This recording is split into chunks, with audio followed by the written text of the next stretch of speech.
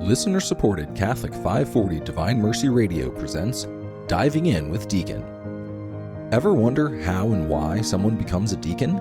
Or what roles deacons assist with on a daily basis? Here, we uncover all the great things these men do for our church. You may see him in your parish assisting the priest at the altar, or witnessing a marriage, or distributing communion to the faithful. He is a deacon, and this is Diving In with Deacon. I am your host, Mark Baratta. Our guest today recently received the highest civilian honor bestowed by the Vatican, and he is also the man in charge of the prison ministry program for the Diocese of Raleigh. We are honored to welcome Deacon Mike Vandiver of the Transfiguration of Jesus Catholic Church in Wallace. Deacon, welcome and thank you for joining us today. Well, thank you for having me, Mark. Before we delve into your passion for prisoners, tell us about your life and career in Massachusetts prior to relocating to North Carolina. I understand you spent 30 years working in sales for the Gillette Company. Yeah, I was with the Gillette Company for 30 years in sales, and so when I got into management, we started moving, and our headquarters was in Boston, Massachusetts, so I ended up there. Except for a year in London, we lived in Boston for 20 years before moving down here. And one of the reasons why I moved down here is because I lived in Boston for 20 years, and the winters are not nice. So. I can certainly understand North Carolina as a choice, but why Wallace? Actually, my wife and I did a family trip to Myrtle Beach every year for like 15 years. And we started looking for places to retire to. I didn't want to be in Myrtle Beach. It's just too crowded. I definitely didn't want to be in Florida because it was too crowded. And on our very last trip as a family, my wife's mother would join us. My parents came. We did it so my granddaughter could be with her grandparents. I mean, not my granddaughter, but my daughter could be with her grandparents. And anybody else in the family that wanted to join us could come on down. So it was kind of a family week or 2 weeks. And on our very last trip, we had driven by Wallace many times on our way to Myrtle Beach, and every time I'd see the signs for River Landing, the community we live in, and I'd say, who would want to live out here in the middle of nowhere? And so we drove into the community, and we looked at several places to retire. I wanted to be in the golf community. And when we drove in, it was the nicest place that we had seen. And so we toured through it. My mother-in-law says, wow, this is a beautiful place. So my wife and I went back a couple weeks later to take a tour of the property, look at their properties, check out the church. That was one of the keys to where we were going to move, would be the church. We came from a church with 4,000 families. Right now at Transfiguration, we have about 140 registered families, maybe 170 now. And so when we went to the church, people were friendly. It was small, so we could get to know everybody. The community is beautiful, and the people are great. And so we made the decision to move there. So, yeah. Are you an avid golfer? I would be if I had time to be avid, but I do play a couple times a week, so, yeah. When and why did you decide to become a deacon? Wow. I ask myself that question all the time. I'm standing up on the altar lots of times and think, how did I get up here? Actually, when I moved to Wallace, I'd retired. My best friend, my daughter's godparents, Larry, my best friend, was in the diaconate program up in Lexington, Kentucky. And he started bugging me, Mike, you need to become a deacon. You need to look into this. I knew I wouldn't get him off my back if I didn't do something about it. And so I looked on the website, the diocesan website, and I looked at all the criteria, and I didn't meet any of them. So I thought, great, I can play golf and not worry about this. But then I said, well, I should be fair. So I contacted the director of the diaconate at that time, was Father Jim Garneau. And so I reached out to him and told him I don't meet any of the criteria, but I thought I would just check with you. He says, don't worry about that. Come to the discernment day. And so I did, and 6 years later, I was a deacon. So, it's like, how did this happen? So. Where did your interest in serving in the prison ministry originate? Well, when we were living in Massachusetts, I was in a group called the Boston Minstrels. We would sing at nursing homes and various places.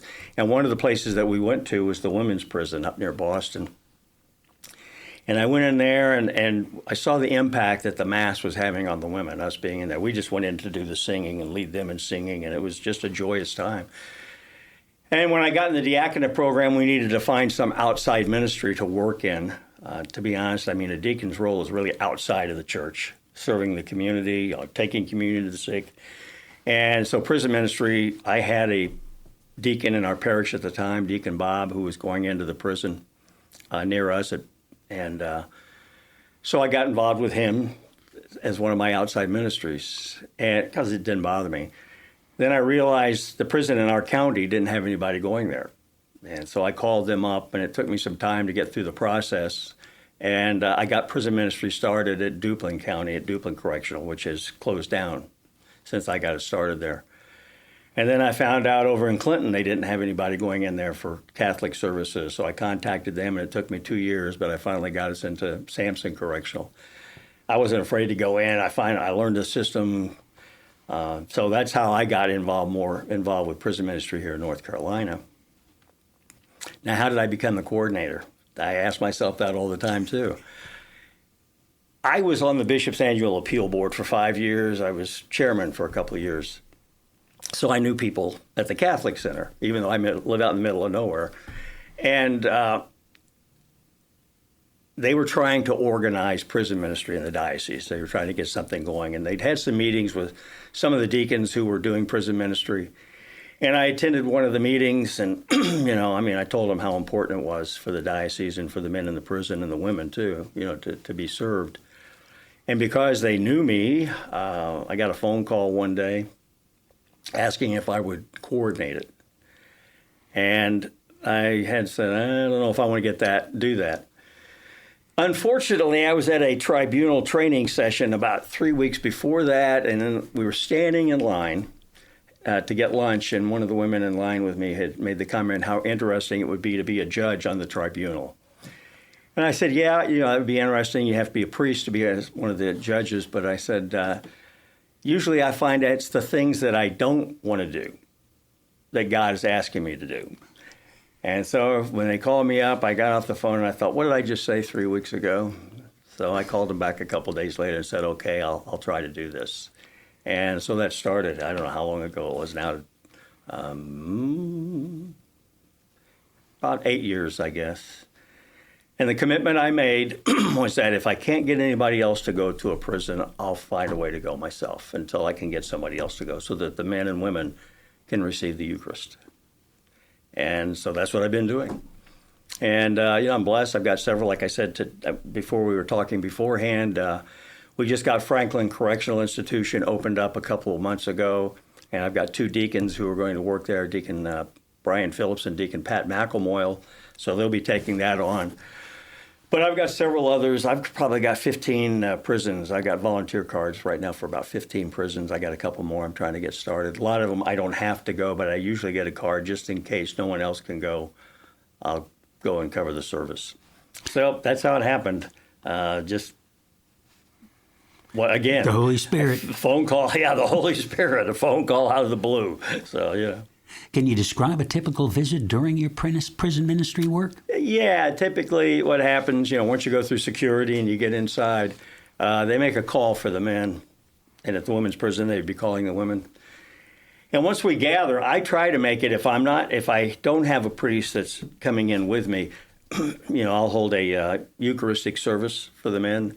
And I try to get it as close to them as a Sunday Mass could be, or, obviously it's a Eucharistic service in the absence of a priest that we're doing. So we would go in and, run the service. We normally will do next Sunday's reading so that they feel like they're getting Sunday service and they're following along with the rest of the church. You give a homily to them, but then, part of it here, I can't do this at Mass, obviously, but, in that setting, I can get them involved, like a little Bible study or do some catechesis about the faith. I hate to say it, but most people really don't understand their faith. And so, we'll use that as a time to help to catechize them. And if there's someone there who wants to come into the faith, we'll use it as a time to answer their questions and to teach them about the faith. And so, just like being at a Eucharistic service, a Sunday Mass situation for them, the most important thing is they're getting the Eucharist. And that is what it's all about. How do you build trust with incarcerated individuals who may be skeptical of religion? Yeah, we get a lot of people coming through. They're just asking questions. I'm going to different services to figure out what I want to do, because everybody's welcome to come to the service. And, all I can do is tell them about what the Catholic faith is and how much Jesus loves them. And the number one thing, I tell people this who want to be volunteer, that, what you say isn't important. It's showing up that's important. They know that you're coming there for them. That means more to them than anything you're going to say. And that's how you build trust. You show up over 2 years. You're there every time. You've made the commitment. You're there for them, responding to their needs, praying for them. That's how you build trust. That's how the early Christians did it. How do you provide spiritual care to inmates of other faiths or those with no faith at all? Yeah, well, we ask them, what questions do you have? And they hear the same message. I mean, I can tell you the message almost every time is how much God loves you. And everything that the church has, its sacraments, its teachings, is all there to provide God's love and guidance so that we can find peace in life. Interestingly, I was at Dan River 2 months ago. I had some new volunteers, so I went. Normally, Father Gonzalo Torres goes there, but that night I went because we had a bunch of new volunteers coming in, and from Blessed Sacrament. And so we kind of split up into groups to talk about the Bible reading. And our group, we had one guy. We were the Anglo group, and Father was working with the Hispanics so they could speak in Spanish. And we had one guy who came, and he thought he was coming to an AA meeting. So I was there again. Father Gonzalo couldn't be there this month, so I went, and we did a service, and the guy came back. And when we got finished, he said, last month was the first time I felt at peace. When I get out, where can I go to learn more about the Catholic faith? And so we asked him, where are you going? And he said, well, there's 3 parishes in that town. Just call the one near you, talk to Father, tell him that, you want to find out more about the Catholic faith. So it happens. There's a lot of Holy Spirit moments if you're working in prison ministry. Along that same vein, do you have any conversion stories you can share with us, particularly ones that might involve Divine Mercy Radio? Yeah, I can give you one that's great. Keith Cole got interested in the Catholic Church. I can't remember which prison he was in, but he was listening to Divine Mercy Radio. And so he wrote to the diocese, and when they get a letter from prison, they put it in an envelope and mail it to me. And so I got his letter, and he was talking about, he was listening to Divine Mercy Radio and was interested in the Catholic faith. So he and I, and this was during COVID, he and I started corresponding by mail. I said, well, why don't you do this, Keith? Send me your questions. I'll give you right back to you with the answers to your questions and tell you about the faith. So we did that during COVID. Then after COVID, I actually got a ministry started at Nash Correctional where he's at. And he was coming to the services regularly and still asking questions. And then last year, he was ready to come into the faith. He'd been ready for a while to come into the faith. And I knew he'd been well catechized. And so I contacted, I saw Bishop Luis, and he came in to bring him into the faith. So we baptized him, confirmed him. He made his first communion. And, he's been very faithful. So, yeah, Divine Mercy Radio is when he first heard about the faith. You mentioned COVID-19. Back during the COVID-19 pandemic, the coronavirus forced prisons to operate more strictly, and from what I understand, visitors were not permitted within the walls for more than a year. How were you able to continue your ministry during that time of uncertainty? Well, at that time, the only way I could do it was just to be, if the guys would write to me, I could write back to them. And so we maintained, connections that way where we could. Some others, there was nothing we could do. I mean, once they shut everything down, there were no services of any kind. One of the things you can't do as a volunteer in a prison is to have outside contact, like writing to the men inside. So, we just had to wait until we could come back in again, pray for them. That's all we could do. During COVID-19, you were recognized, along with Deacon Maripodi, as Volunteers of the Year by the Pasquotank Correctional Institute in Elizabeth City. Tell us about that honor and the private meeting that took place. We had one of the places that we got opened up was up in Elizabeth City, which is a pretty good drive for Deacon Jim and myself. And the chaplain there, was we contacted him, and he helped us get a volunteer card. We got a service going. And he was a great guy. In fact, many times he would apologize to me if nobody came. I mean, that happens. They make the call and no one shows up. And I always said, I'm Chaplain Crumpler, don't worry about that. My job is to show up after that. It's up to the Holy Spirit. And if he's not doing his job, there's nothing I can do about it. Don't worry about that. And he knew it was a 2-hour drive for Jim and a 2.5-hour drive for me. And but no matter what the weather or anything, as long as the prison was open, we showed up to do our service. And so, that's why we ended up getting the award for the Volunteer of the Year. We didn't even know it. They shut down the prisons, and we couldn't come back. And after they reopened and we got going again, they had the volunteer dinner. Chaplain says, I want to make sure you guys come to the volunteer dinner. And so we said, okay, we'll be there. And that's when they announced it and gave us the award. So we were kind of like completely caught off guard. We didn't expect it at all. But, it was a nice recognition for our loyalty, I guess. Particularly during a time of great uncertainty. Yeah. How many miles a month do you travel? Gosh. I hate to say this, but probably at least 1,100. I understand you've also been successful in starting church services at a mental hospital as well as Holy Thursday services at the North Carolina Correctional Institute for Women.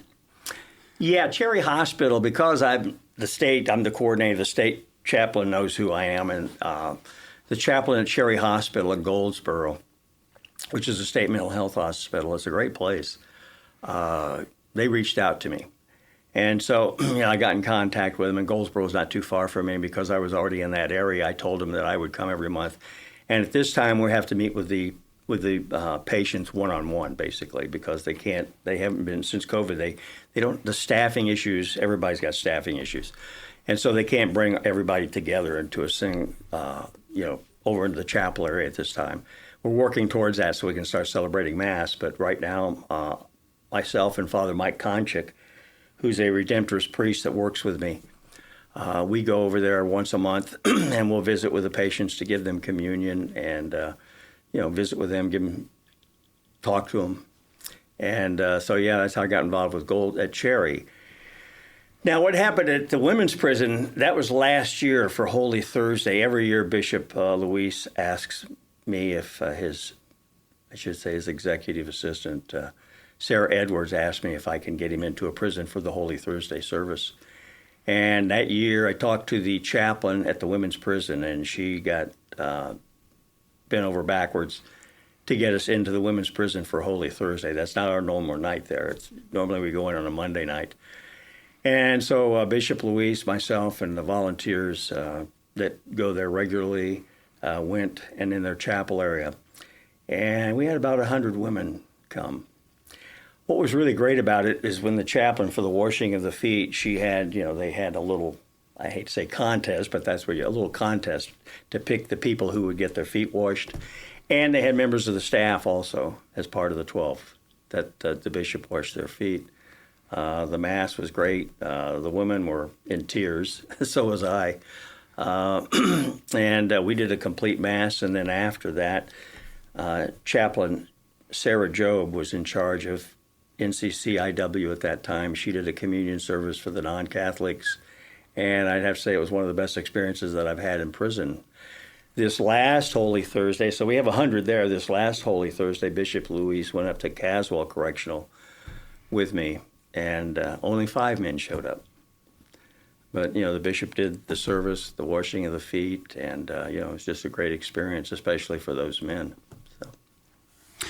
What are some of the challenges in interesting more people to volunteer in the prison ministry? The biggest challenge is getting your card. Some of the prisons only do training once a year. So if you miss that training, you got to wait till the next year. And it can get to be frustrating. If something would happen where you couldn't go to that training, it gets to be a little frustrating. And every prison kind of does their own thing. So that's the hard part about it. Other than that, it's not hard. Some people, obviously, if you've never been in a prison before, your mental image of what a prison is like can kind of be intimidating.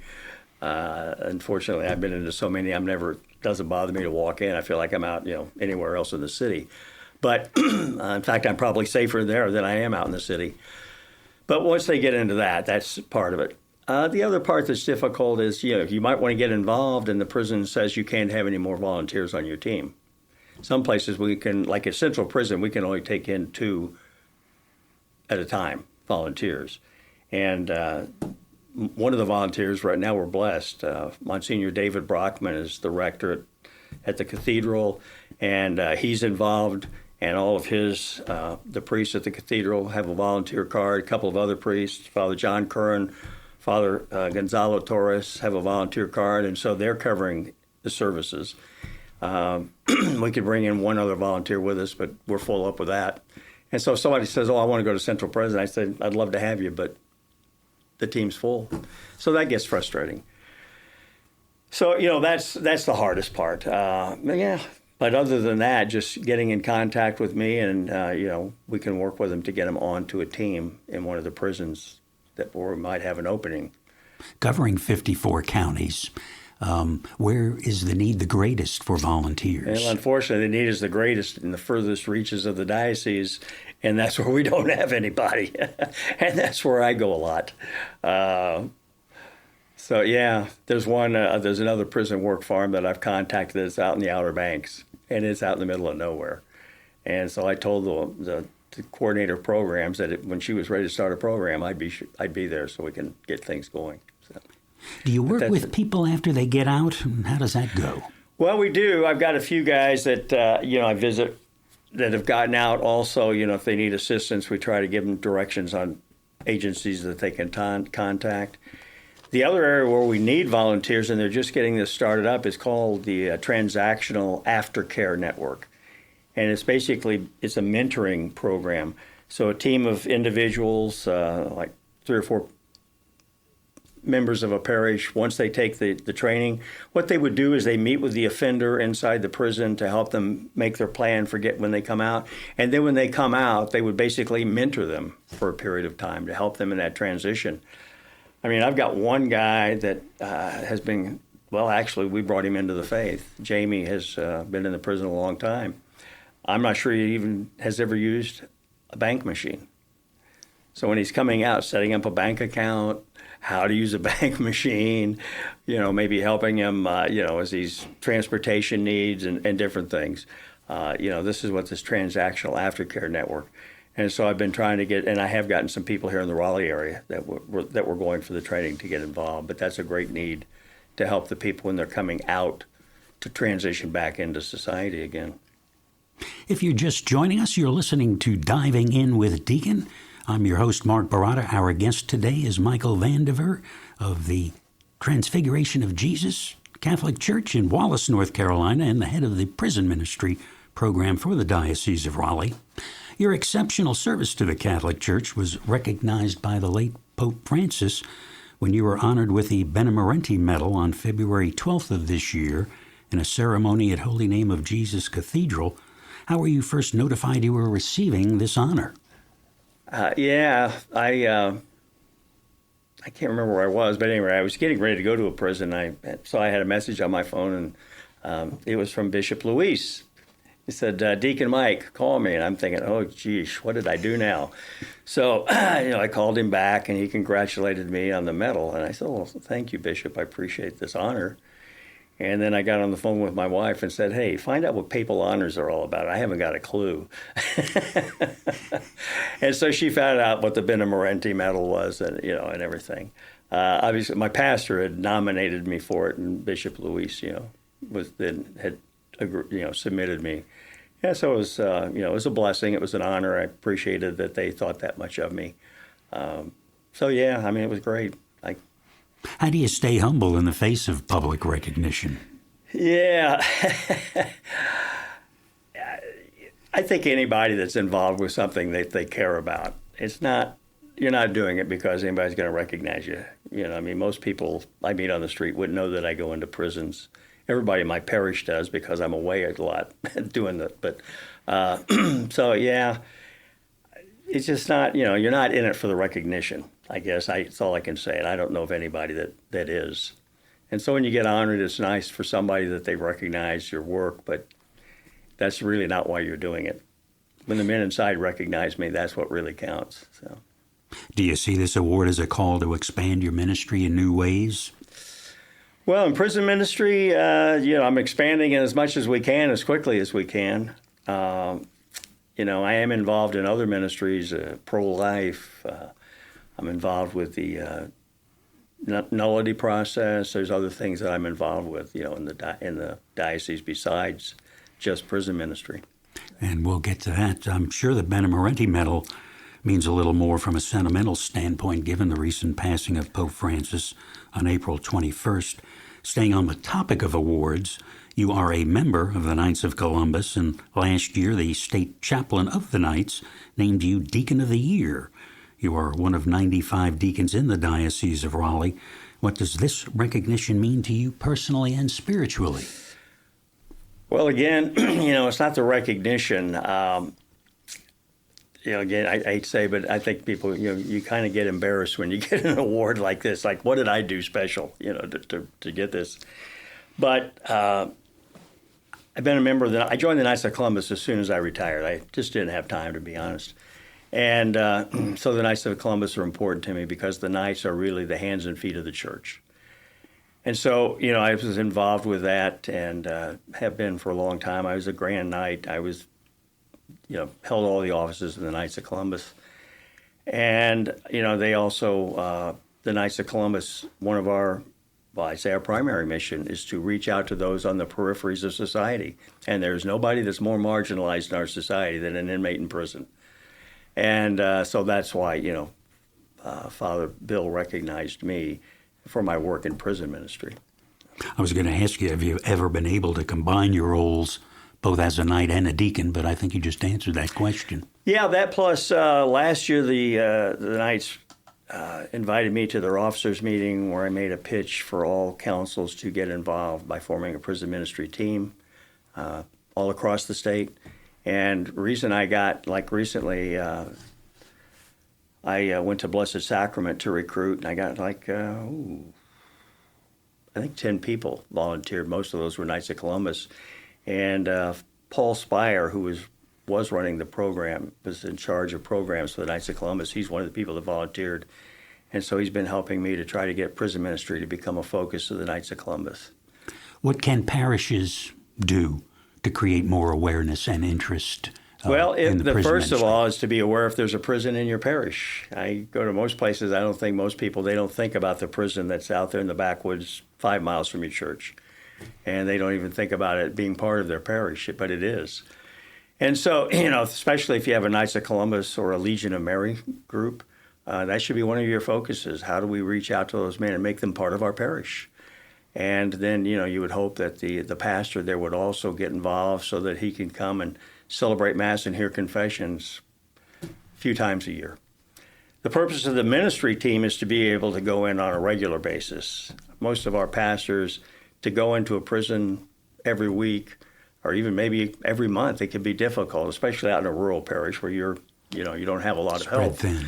You're thin, yeah. And so if you could only go, I always ask them, if you can only go once a quarter to hear confessions and celebrate Mass, that would be great. But the prison ministry team is the one that shows up to show that the church loves me every time. So. You alluded to earlier that you are an advocate for the tribunal. What does the tribunal deal with, and what is the role of an advocate in a tribunal case? Okay. Well, the tribunal is the name of the process where you would go for a declaration of nullity. I don't know how many cases I've done since I got involved. But, a Catholic person, their marriage doesn't work out, they separate, but they want to get back into, what do I say? The term that I'm trying to come up with is not hitting my mind, but let's say they just want to get back into, to be straight full with their faith. Full communion with it. Yeah, in full communion. They want to be in full communion with the faith. And so they reach out to the tribunal. Most parishes will have brochures in there about what do you do if you're a divorced Catholic.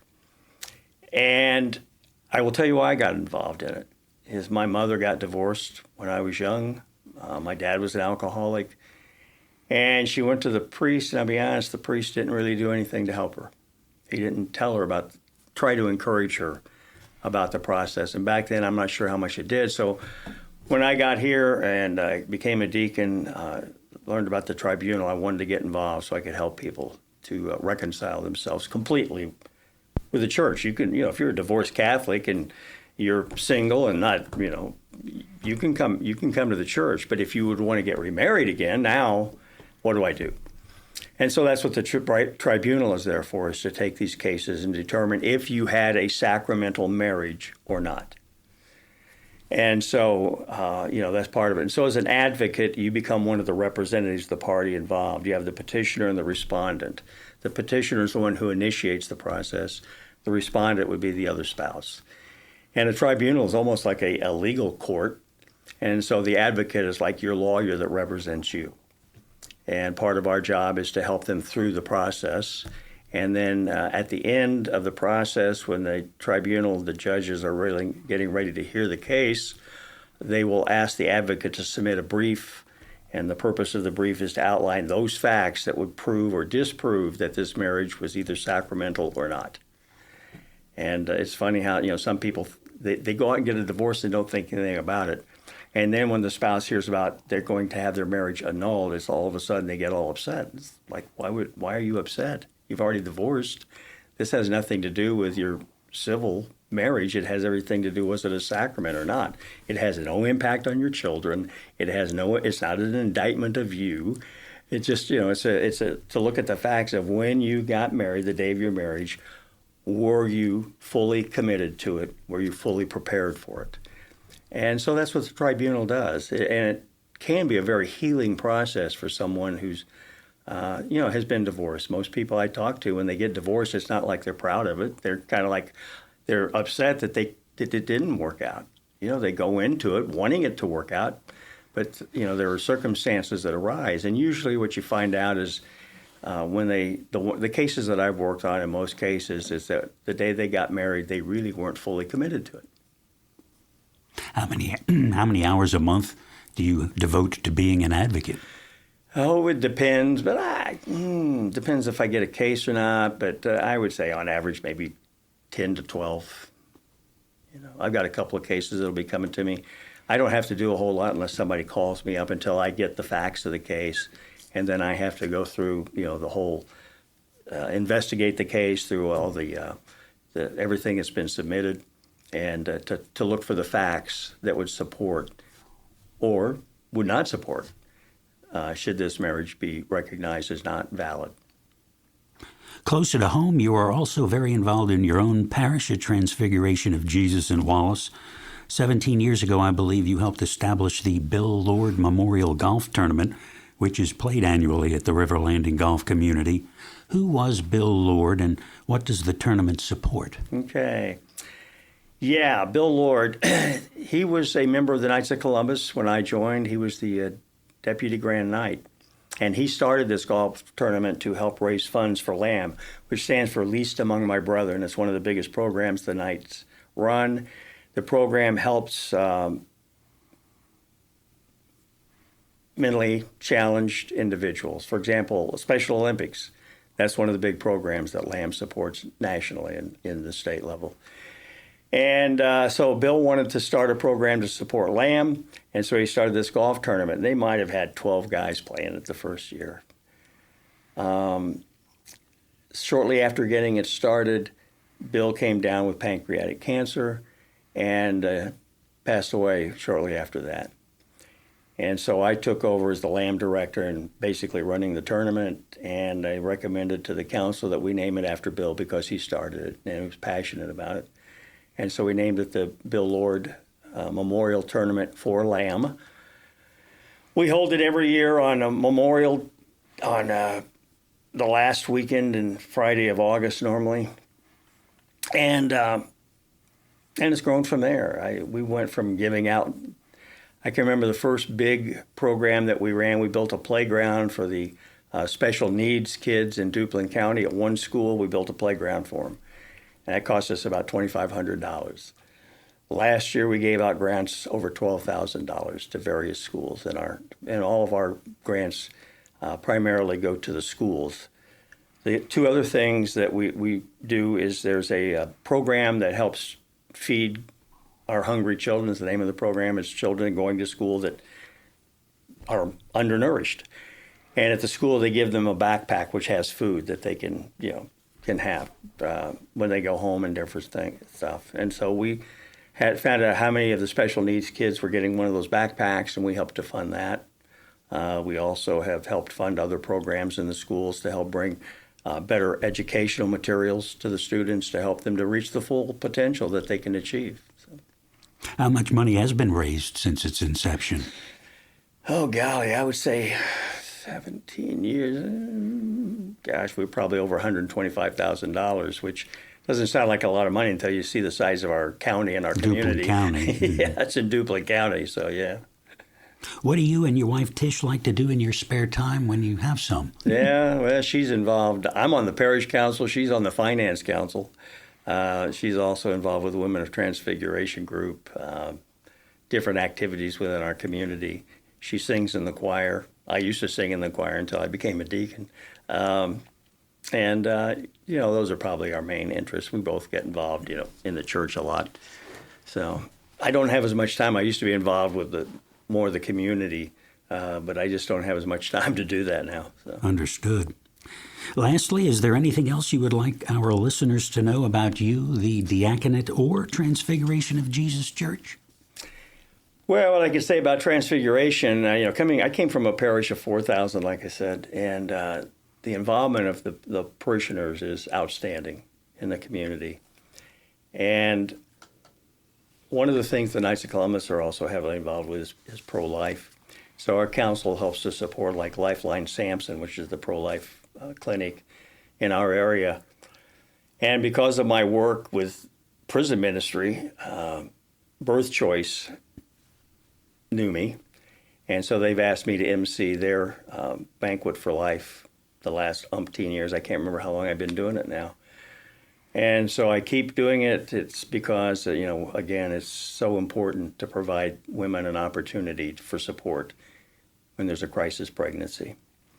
And so I would say, I'm proud of my involvement as a Knight and as, part of the Birth Choice team, I like to say, and what we've done to help support these women who are in a crisis moment in their life and to support them, not only when they're having to have the baby, but also afterwards. People don't understand the amount of work that these pro-life clinics give in supporting women after they've had the baby. And that's something else people need to be aware of, that these clinics need our support, financial, but they also need volunteer support to help mentor women and provide them assistance after they've had the baby.